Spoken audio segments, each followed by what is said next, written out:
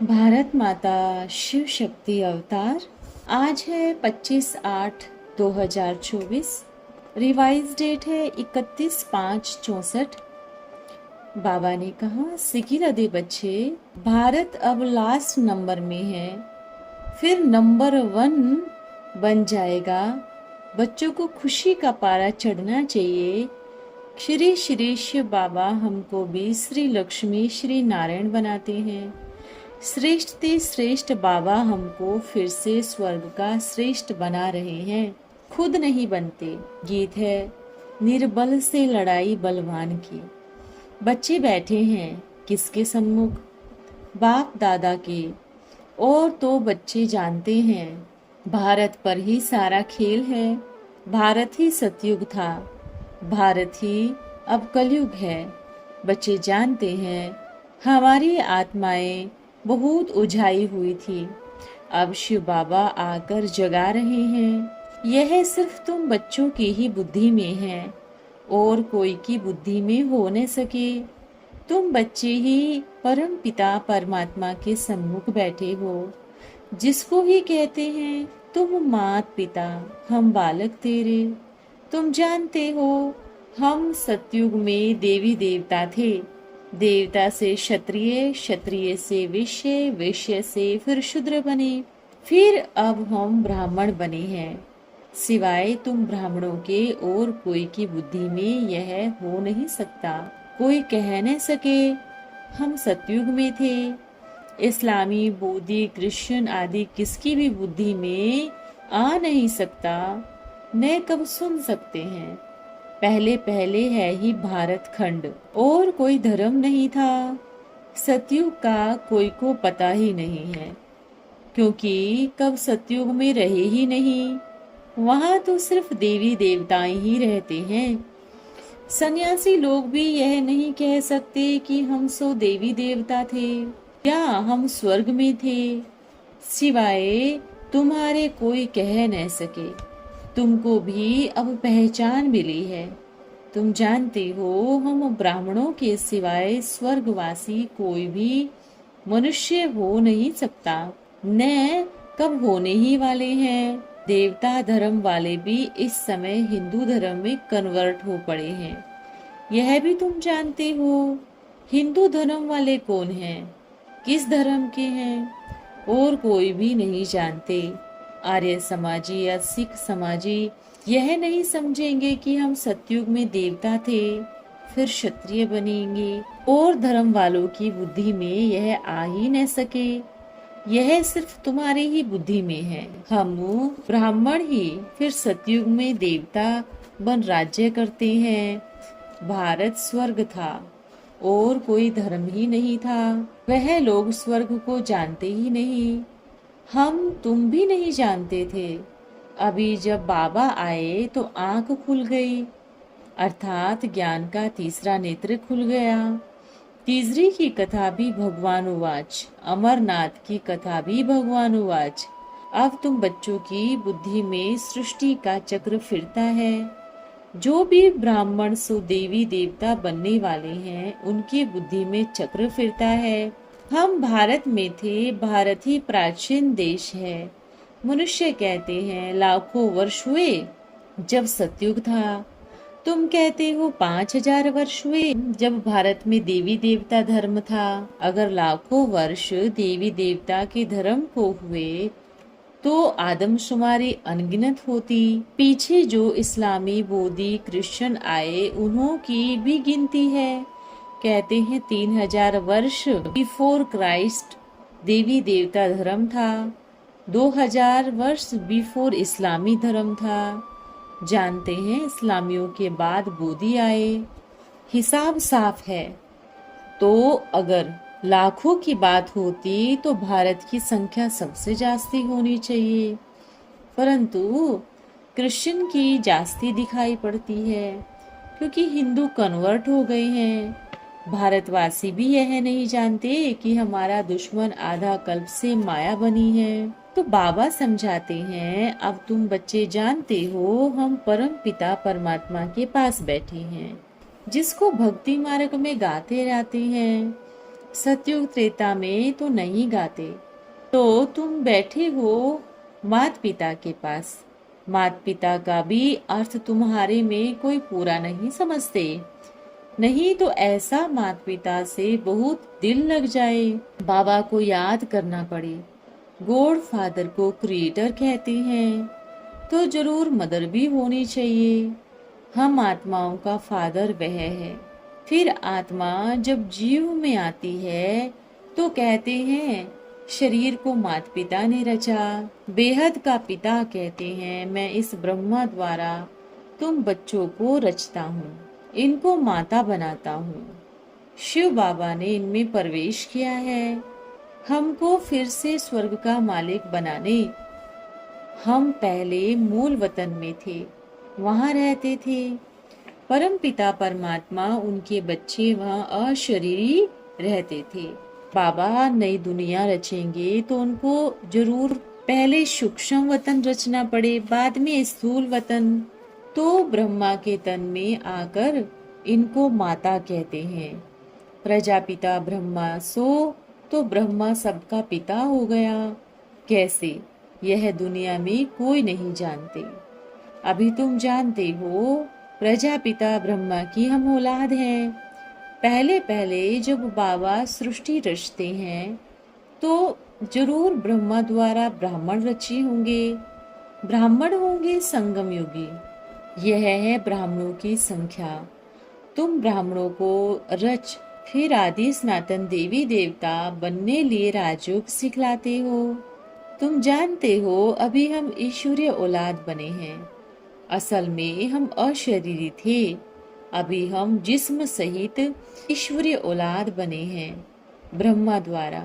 इसको कहा जाता है प्रजापिता ब्रह्मा मुख वंशावली। इतने ढेर बच्चे कोई पेड़ से थोड़े ही निकलेंगे।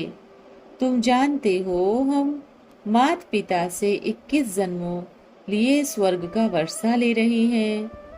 सब ब्राह्मण कुलभूषण जो भी सुनते हैं तो सन्मुख सुनने से नशा अच्छा ही चढ़ता है।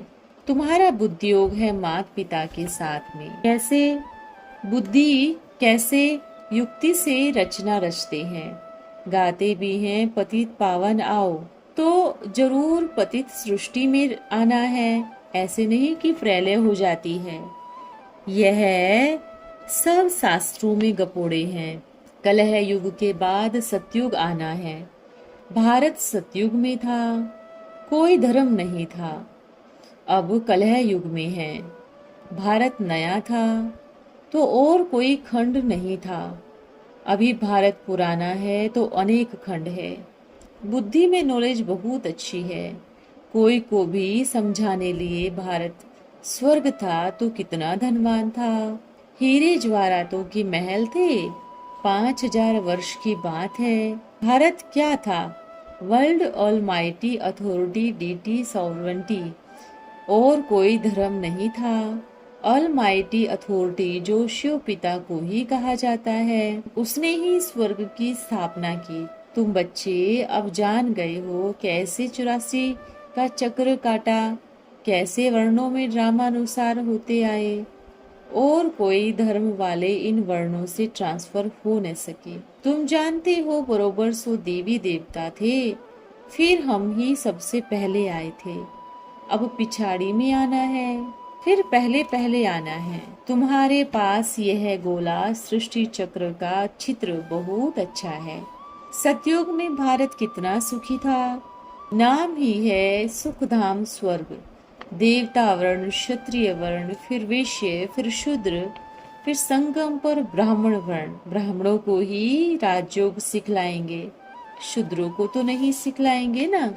ब्रह्मा मुख वंशावली बनेंगे तब उनको राजयोग सिखलाऊंगा। जो कल्प पहले बच्चे बने हैं, वर्षा लिया है, वह आते जाएंगे। जैसे कल्प पहले आए थे तो भारत में ही देवताओं का राज्य था, यह भी समझाया है। आधा कल्प बाद देवताएं फिर वाम मार्ग में जाते हैं, नीचे गिरते हैं। तो इनकी निशानियां बना रखी है, जगन्नाथ के मंदिर में निशानियां लगी हुई है। देवताएं कैसे वाम मार्ग में गिरते हैं। अंदर तो राधे कृष्ण के सावरे चित्र हैं, बाहर में दिखाते हैं वाम मार्ग में जाने से यह हाल देखो, काला मुंह कर दिया। बाबा समझाते हैं माया का प्रवेश होने से, फिर काम चिता पर बैठने से काले हो गए हैं। अभी फिर काम चिता से उतर ज्ञान चिता पर बैठने से गोरे बनेंगे। तुम जो सुंदर थे श्याम हो गए हो। तुम हर एक पहले गोरे थे, फिर आधा कल्प माया के डसने से श्याम बन गए। पहले पहले कृष्ण को कहते हैं श्याम सुंदर। कृष्ण गोरा था, परंतु कृष्ण को तो काला नहीं कहेंगे ना। कृष्ण का मुंह काला नहीं करना चाहिए। गोरा था, फिर भिन्न भिन्न नाम रूप में आते आते कला कम होती जाती है, अंत में काला हो जाते हैं।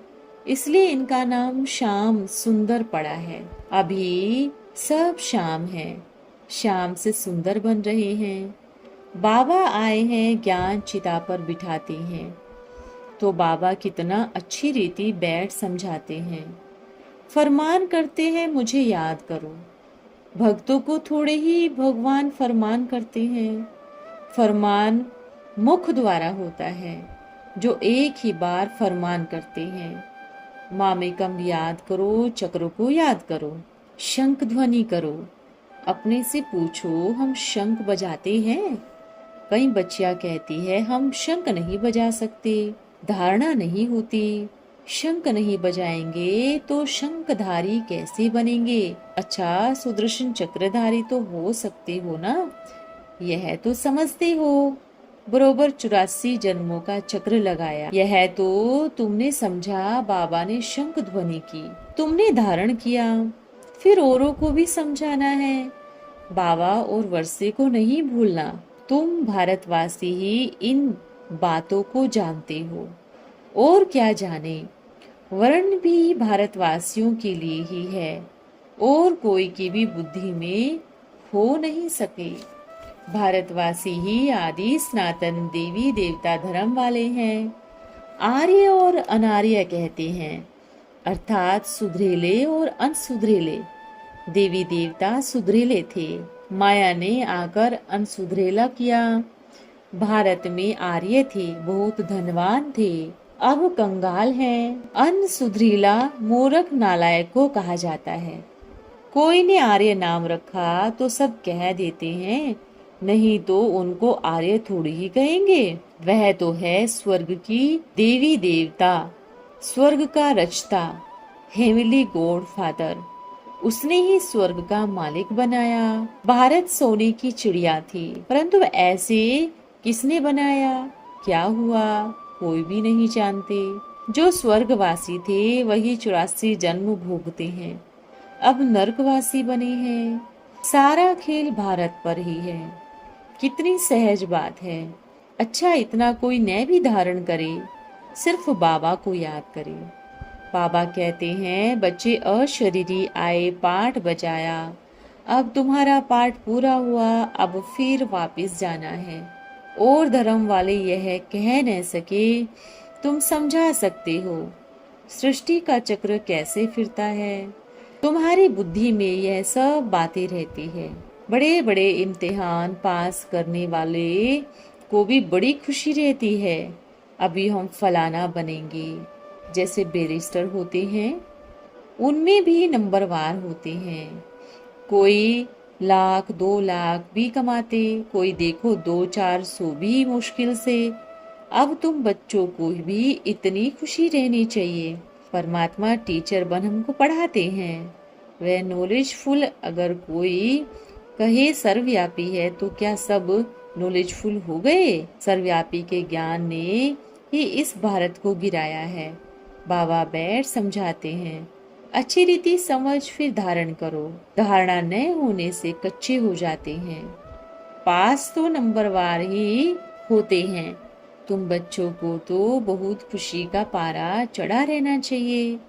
भगवान हमको पढ़ाते हैं, बड़े बड़े इम्तिहान हैं, हम स्वर्ग के मालिक बनते हैं। अटेंशन भी देना चाहिए, अटेंशन देने वालों का नंबर ऊंच हो जाता है। रेस करनी है, गुटखा क्यों खाना चाहिए? बाबा भी कहेंगे फॉलो करो माता पिता को। यह बाबा भी कहते हैं, हम भी स्टूडेंट हैं, हमको पढ़ाने वाला शिव बाबा है, तो मम्मा बाबा से रेस कर तख्त नशीन बनना है। शिव बाबा पुरुषार्थ जोर से कराते हैं।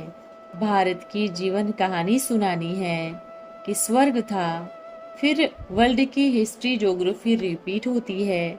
यह चक्र को समझना है। अब बाबा फरमान करते हैं, देही अभिमानी बनो, मुझे याद करो तो विकर्म विनाश हो जाएंगे, अंत मति सुगति हो जाएगी। कहते भी है, अंत काल जो शिव बाबा सिमरे, कह त्रिलोचन सो जीवन मुक्ति पद पा लेते हैं। तो बच्चों को बार बार समझाते रहते हैं, बाबा शिक्षा देते हैं धारण करने के लिए। हर एक को बुद्धि में धारण करना है। तुम्हारी बुद्धि में नॉलेज है। बाबा कहते हैं, मैं आत्माओं से बात कर रहा हूँ, आत्मा में नॉलेज भर रहा हूँ। अच्छा बच्चे, ऐसा टीचर कब देखा जो कहे हमारी आत्मा तुमको भी समझाती है? सन्यासी कह न सके, वह तो परमात्मा ही कहते हैं, मैं ज्ञान का सागर हूँ, मेरे में सारी नॉलेज है। बीज को क्या नॉलेज होगी? बीज अगर चेतन होता तो बतलाता कि मेरे से यह झाड़ निकला। यह भी मनुष्य सृष्टि का उल्टा झाड़ है। बीज ऊपर में है, बाबा को याद जरूर करना पड़ता है। भगवानुवाच, मैं तुमको स्वर्ग का महाराजा महारानी बनाता हूँ। विष के ऊपर देखो कितना झगड़ा होता है। मेजॉरिटी फीमेल की है, कोई स्त्रियां भी मेल को तंग करती है। इनको फिर पूतना सुपनखा आदि कहा जाता है। बातें सब इस समय की है। कंस जरासंधी अकासुर बकासुर सब अभी के नाम हैं। यह बाबा बैठ समझाते हैं। अच्छा, माता पिता बाप दादा विश्व के मालिक जहान के नूरे बच्चों को नमस्ते व याद प्यार। रूहानी बच्चों की प्यारे बाप दादा को याद प्यार। ओम नमः शिवाय। बाबा आज का वरदान है, निराकारी निरअहंकारी निर्विकारी भव। निराकारी निरअहंकारी निर्विकारी, यह 3 बातें याद रखने से मनसा वाचा और कर्मणा तीनों ही बहुत अच्छे रहेंगे। जितना निराकारी स्थिति में रहेंगे उतना ही निरअहंकारी और निर्विकारी भी रहेंगे। विकार की कोई बदबू नहीं रहेगी। भविष्य में विश्व के मालिक भी बन जाएंगे। यह है मुख्य पुरुषार्थ। धन्यवाद प्यारे बाबा। ओम नमः शिवाय।